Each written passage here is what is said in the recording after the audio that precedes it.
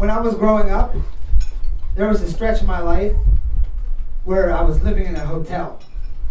The hotel was called the Econo Lodge, which was short for economy, which is everything you need to know about that hotel.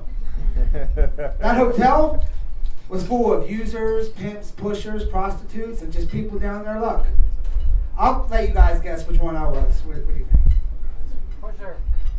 Yep. Whoever said that? Dead on. No, but I was just down on my luck. And it wasn't a place like somebody normally would gravitate towards or voluntarily live at.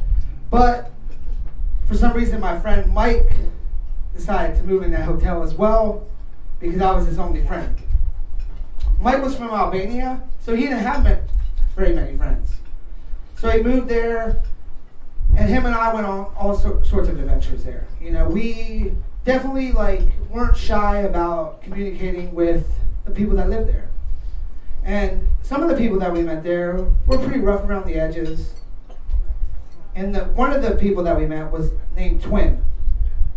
Now, Twin was part of a set of twins. His brother's name was Mystery, and they looked exactly the same. But they kind of they looked like Ice-T, but Twin looked like Ice-T from SVU, and Mystery looked like Ice-T from Surviving the Game, if you guys ever seen that movie. And they had completely different demeanors, right? Like, Twin, he was the pimp, the pusher of the Econo Lodge, you know what I mean? And you would pass by him and he would just give you a little nod and then you would go on your way. Whereas Mystery was really outgoing for some reason. He was not like his name. He was very forward with you. He always said hi. He always gave you a handshake. He always said, "What's up?" Now, Mike dealt with a lot of hard things in his life, and Mike leaned towards doing drugs like drinking. Anything he could snort, he would do. And I would do my best to keep Mike away from those things. But living in a place where you're constantly surrounded by those things, it was tough. So Mike thought it would be a good idea to ask Twin if he could help him sell some crack. I was like, "Mike, does that sound like a good idea?" I said, "That sounds like a perfect idea at this time of my life." So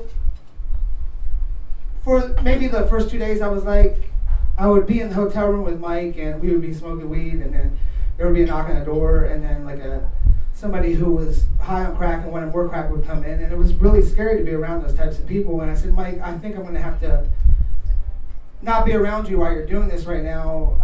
I don't think this is safe for me or for you, but whatever you want to do."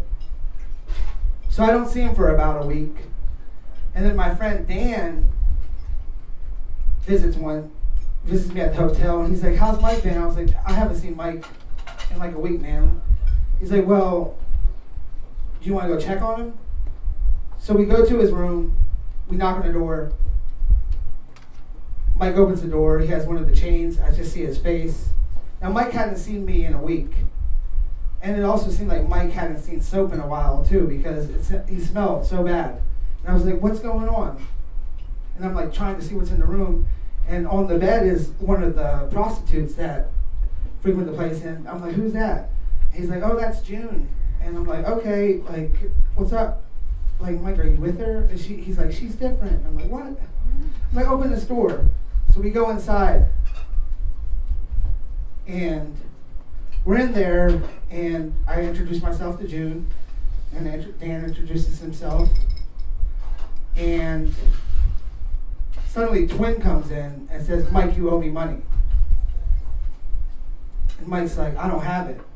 And Twin says, "Who's this guy?" to my friend Dan. "Is he the cops?" He looks like the cops. Now granted, he did kind of look like the police, but not like a grizzled police. He looked more like if they ran out undercover agents and they asked the tech guy to go undercover. But he was like, "This guy needs to smoke. I don't believe him." And I was like, don't smoke." Dan was like, "I'll try it." And then he smokes crack. And then Twin is angry.